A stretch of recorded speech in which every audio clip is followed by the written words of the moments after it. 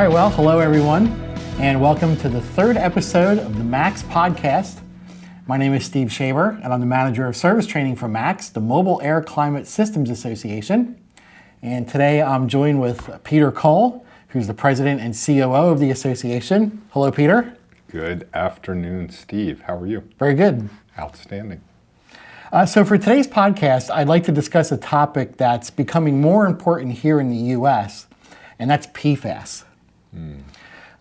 This has been an important topic in Europe for a number of years, but it hasn't really been too much of a concern for us here in North America.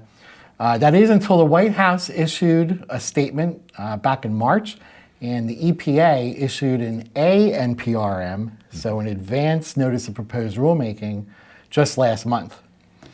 So my question to you, Peter, is first of all, what is PFAS? And what are some of the main concerns that you're hearing about?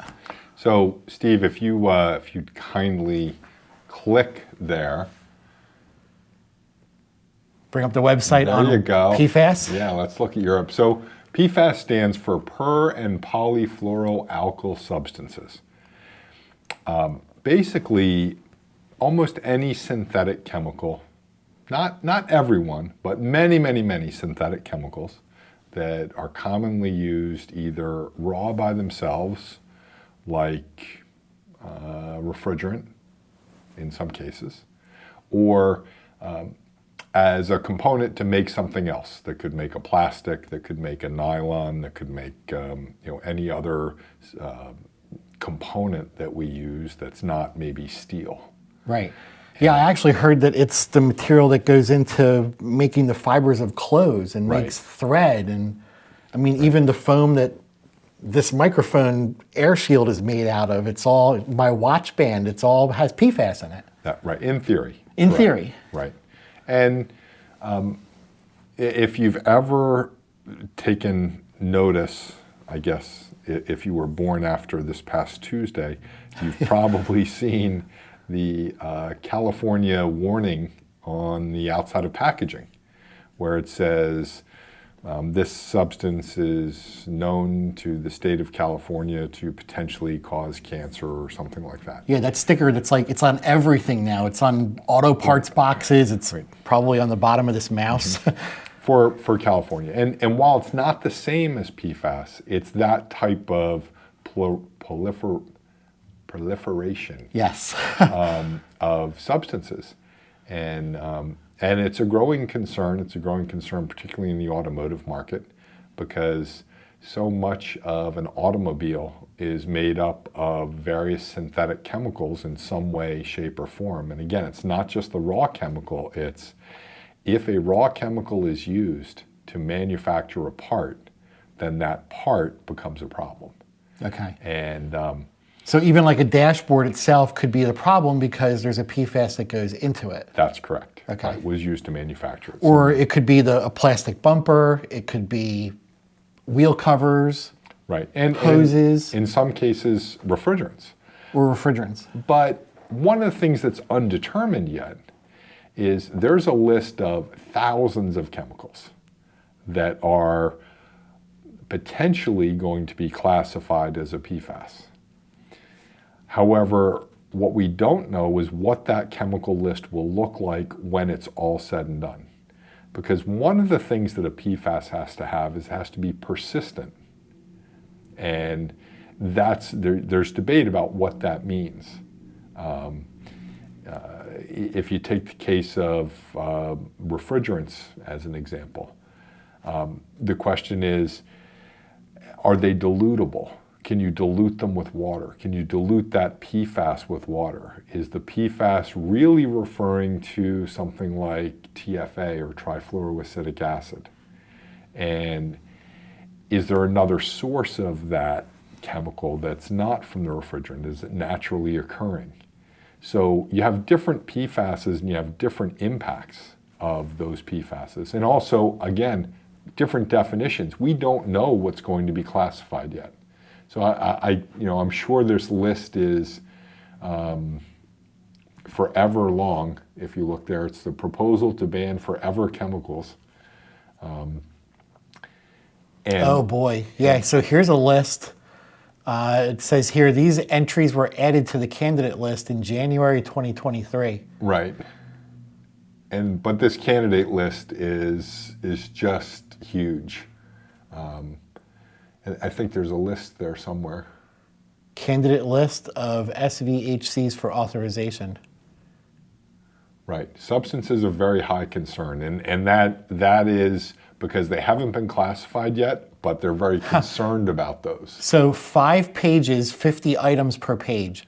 But the list is even much greater because this is the very high concern list. Oh, this is just the ones they're most concerned about. This is just the ones that they're like, yeah, these are really a problem. Not all of the ones that they're concerned about. No.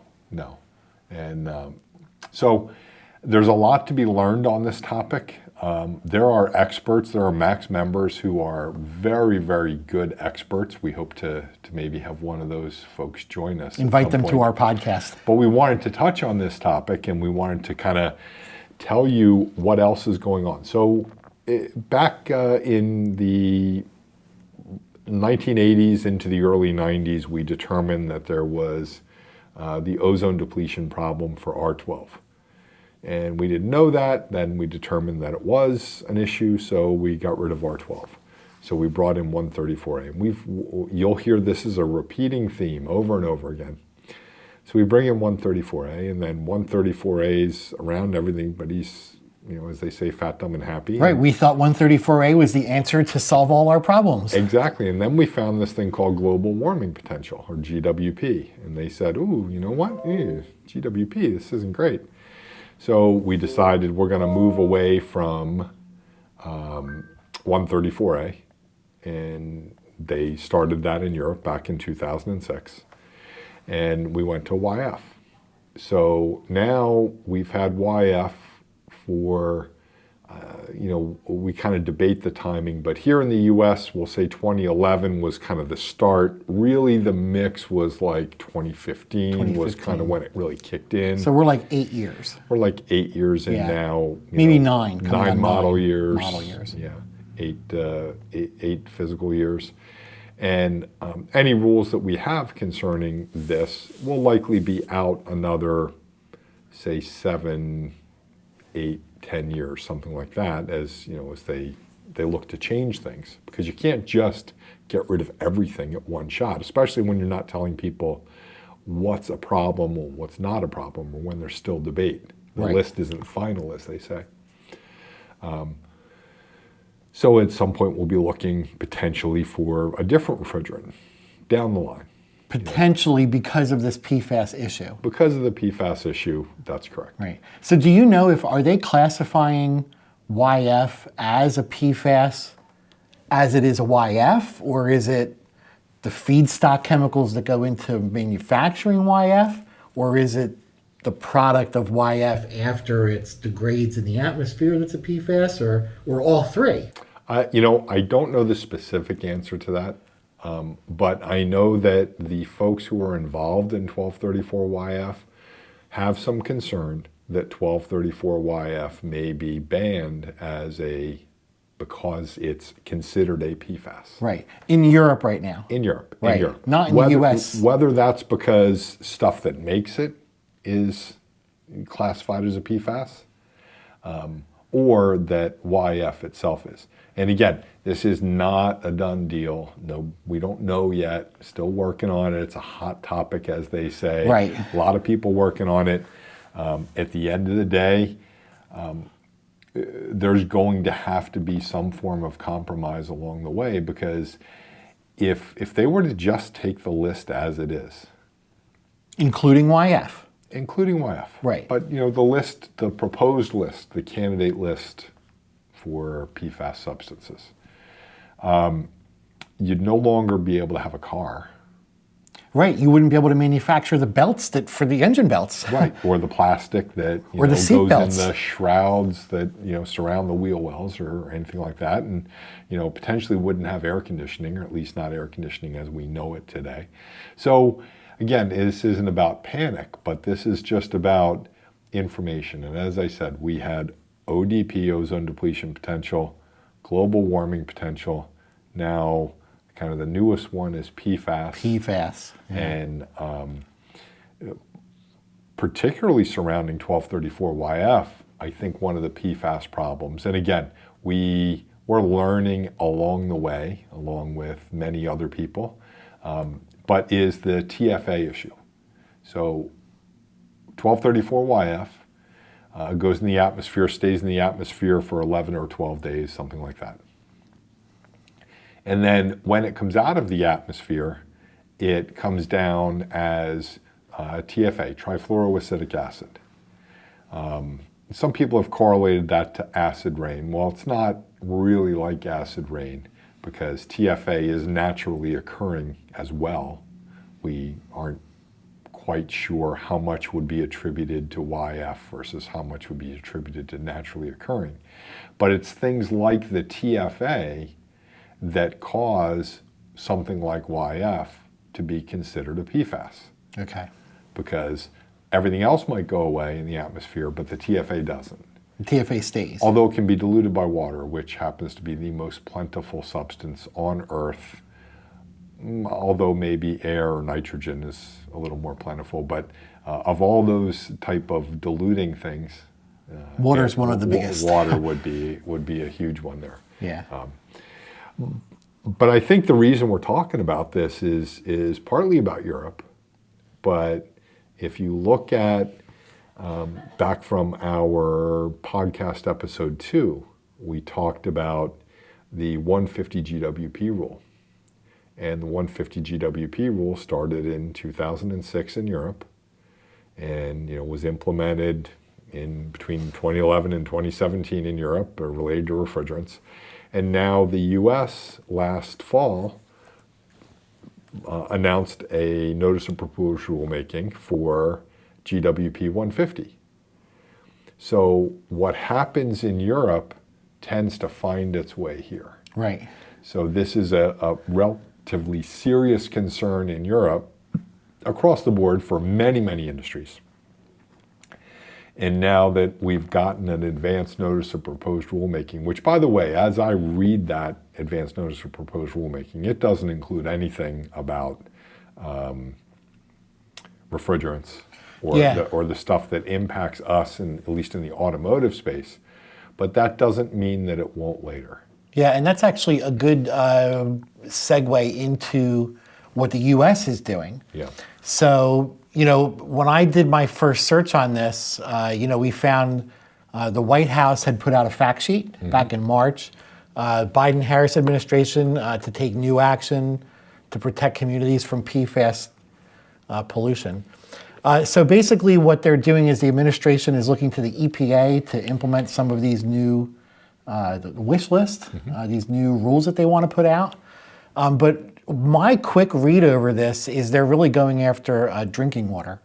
And I guess kind of like because of what you said, some of these PFAS chemicals that are out there, they get diluted into water. Right. They dilute also into the air. They probably dilute into carpets and dirt and whatnot. But I guess because it gets into the water and then we drink that, then it gets into our bodies. So that's a concern. Sure. Right. Sure. I think if you read this right where it is, right where you are, it says PFAS or forever chemicals are a set of human-made chemicals, synthetic, that can cause cancer and other severe health problems. Found in air, drinking water, and our food supply, PFAS pollution disproportionately affects disadvantaged communities and poses a serious threat across rural, suburban, and urban areas.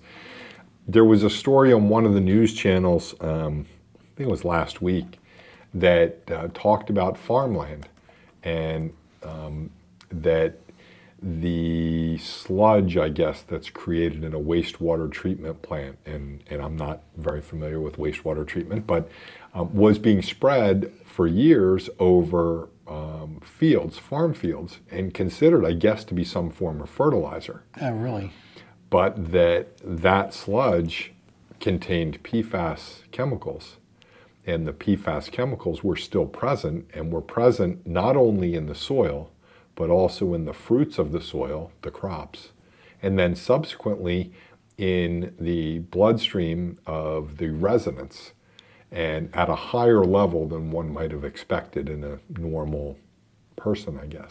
Yeah. And they think it's because it went from the sludge and the wastewater treatment to a soil enrichment chemical to the crops, which then they ate, and then, Now, I can't tell you that they're seeing any health problems from that. I just don't know.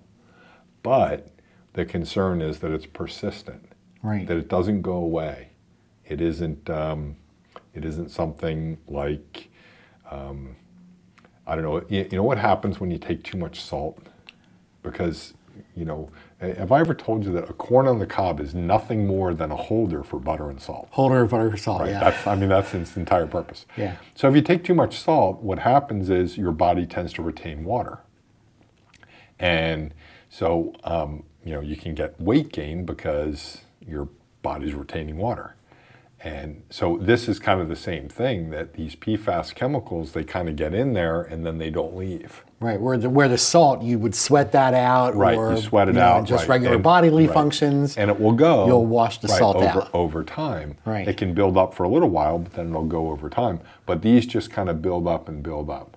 And Yeah, and there's actually, so if we go from the Biden administration, basically putting out a fact sheet to where they are asking EPA to take action on PFAS, and then we look at what the EPA is actually doing, most of what they're doing right now is data collection and studies, and they're also doing industry engagement. Yep. So basically stakeholder meetings, trying to learn what they can about these PFAS materials. But one of them is doing studies on groups. So the one that I came across on the website was military personnel, because they go through regular health checkups as part of their service, and they do blood tests. So they're monitoring service personnel's blood to make measurements on PFAS contamination. Right. Yeah. Right. Yeah. And so what we know is we've seen a list of refrigerants that may or may not be classified as PFAS, or at least are on the initial list of chemicals of concern. Yeah. 1234YF was on that list. But there's certain things that are naturally occurring that were not on that list. And two of those are carbon dioxide. Right. And another one is propane, or R290. And both of which are considered to be effective refrigerants. Both of which have their own set of challenges, but certainly are refrigerant candidates. And I would imagine that that group of hydrocarbon refrigerants that are refrigerants, right? Hydrocarbon materials that are refrigerants of propane. Or that act as refrigerants. That would include other anes, like isobutane, Sure. butane itself. Correct. Right, and other forms of the hydrocarbon. Right. Yeah, things that are naturally occurring, or at least occurring. made from naturally occurring as opposed to synthetic. Right. And so, that's brought up a whole bunch of questions that, the what if. What if someone determines that 1234YF were not to be allowed to be used at some distant point in the future? So if a PFAS rule were to really go through in Europe, say 2029.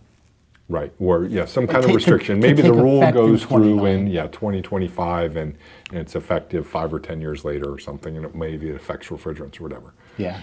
So one of the things that's happening is where SAE, other industry stakeholders are looking and saying, what if?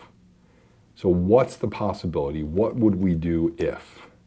And certainly propane is well, it's got its own challenges, and I recognize that as much as anybody. That is a possibility. CO2 is a possibility. And some of the folks in the industry have actually brought forth refrigerants which they claim, and I assume they know, I have no reason to dispute that are non-PFAS alternatives, which it kind of goes back to what I was saying before. Not every synthetic chemical is a PFAS. There are a lot of them, but not every one.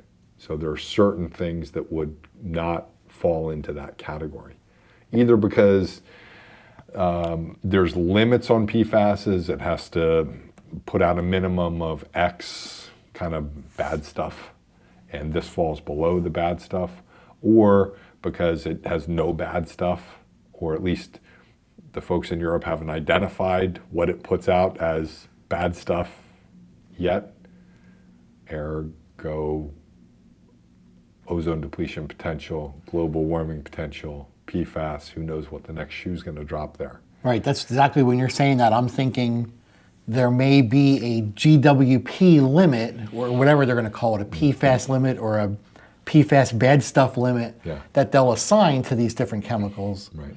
Because, like you said, I mean, if they were to take the list as is and implement that as the new rule, I mean, literally, you couldn't even paint a car because the paint itself is a PFAS. Right. Right? Or the hardener is a PFAS, right? Right. Or the solvent. Right. So, And I think that's really what's going to happen. I think that they're going to go back and they're going to look at either various applications, or they're going to dissect this list a little more through the comments that are being collected on the EU rule, and they will make some determinations as to which chemicals they want to deal with immediately, which chemicals they want to kind of punt, kick down the road, kick the can down the road, as they say, and which chemicals they'll review at some point in the future. And I think from an industry perspective, we're kind of looking at the best case scenario is, hey, let's just rule out some of these refrigerants and say that they're not PFAS things. We don't even need to look at them in the future. Maybe the next best scenario is certainly not in the first round, and it's not something we're going to keep an eye on, but we're going to review this list every 10 years. And we'll get back to you, but for 10 years you're good, and we don't even have any plans thereafter other than to take a look at you again. right. So I don't think any of us really know, but it'll be interesting. Yeah.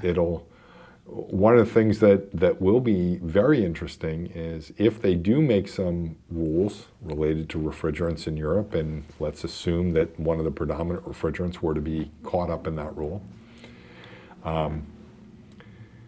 there's going to be certain places where you're not going to have air conditioning in your car. And there's going to be certain places where you're not going to have air conditioning at all, whether it be in your home, whether it be in your apartment, wherever it might be. Because you have to remember, if they're going to kind of capture some of the automotive refrigerants in there, then you know they're going to capture some of the commercial industrial refrigerants. Right, the stuff you use in residential or in office Correct. buildings and stuff. Right. And depending on how long they give people to come up with changes, that could be a real problem. Right. Especially in certain parts of the world. So you're thinking maybe that, not to pick on Europe, but since they're the ones driving this, right? Maybe one of those European nations may decide themselves, maybe not as Europe as a whole, but maybe one single or a couple of nations, they would decide to put forth a PFAS rule at home that said all these chemicals are off the table.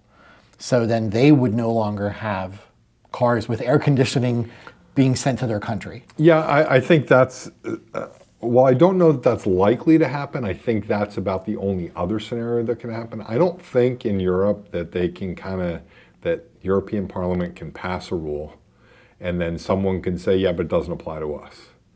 I think European Parliament can pass a rule and then a country could say, you know what, we appreciate that you want to ban XYZ chemical in 2030. We want to ban it in 2025. So in our country, you cannot use it in 2025. Okay. I think that's, again, I don't think it's super likely, but I think that's certainly possible. I don't think that they can go the other way around, which is, we don't like your rule, we're going to... Where the countries would opt out. We're going to opt out of that. But we don't live in Europe. Right. We don't hang out in Brussels. Right. Although I'm told it's a beautiful place.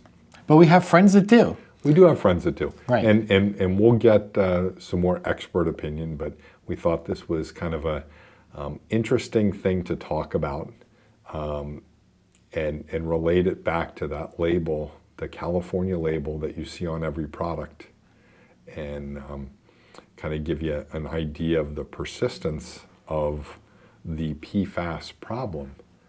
because just about everything you pick up that has some relationship to California has that label. Right. And just about everything you pick up could potentially be classified in some way, shape, or form as PFAS. As a PFAS. As right. a PFAS, yep, Right. exactly. And like you say, I mean, even though Europe regs don't have, law over us, they don't have jurisdiction over us, what the Europeans do, the Americans will follow, or at least the American manufacturers are going to have to comply with. Right. That's really the issue is, if there's, if a particular car company, and we want to be real careful, we're not picking on. We're not picking on any company. We're not. We don't. So we're not even going to name names. But if any given car company wants to sell a vehicle in Europe today, that vehicle cannot have 134A. Right. In the air conditioning system, it's just not allowed. But you can still have it here in the U.S. Right. Not many do. But one of the reasons not many do is because so many of them sell cars over there, and they're like, we had to change for over there, we might as well change here. And they got some CAFE credits and so forth. So that kind of just leads us to folks here will sometimes make changes, not because they have to in the U.S., but because other parts of the world require it, and they're allowed to in the U.S. Right.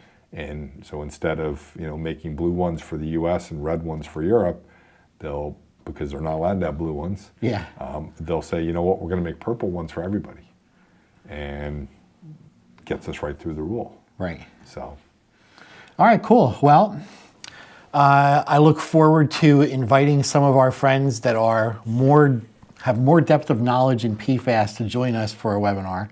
Yep. Maybe we'll have them join us here at MACS. Maybe we'll join them when we go to one of our future meetings, or maybe we'll have them right here on the screen that we can talk to. So if any of them are watching, and maybe your home base is not far from us, maybe in the northern, maybe Wilmington, Delaware area. or maybe Central Jersey. Or Central Jersey, Yeah. or maybe if you're located an hour and a half outside of Detroit and you happen to know a little bit about this topic, or maybe if your origins are the Ukraine, Right. and your first name starts with Ivan, reach out. You know how to find us. Give us a call. Yep. I think you know who you're talking about.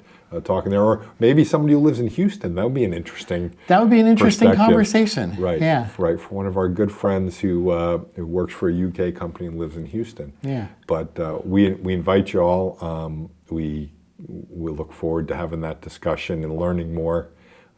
Again, we're not experts. We're not going to pretend to be experts, but it was a subject that has come out there. And if we've made any mistakes, we certainly apologize. And we look forward to your comments and questions. We look forward to you correcting us, because we certainly know that we don't know what we don't know. Right. Right. Okay. All right. Well, thanks everyone for joining us today. I hope you enjoyed this podcast episode. If you did, please give a thumbs up. And also, please subscribe to get notified of future episodes. My name is Steve Schaeber. And I'm Peter Coll. And we'll see you next time. Cheers.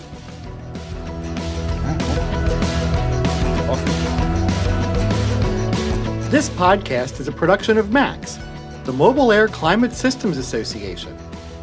MACS is the nonprofit trade association for the mobile air conditioning industry, representing manufacturers, Tier 1 suppliers, tool and equipment providers, parts distributors, and of course, service shops, owners, and technicians.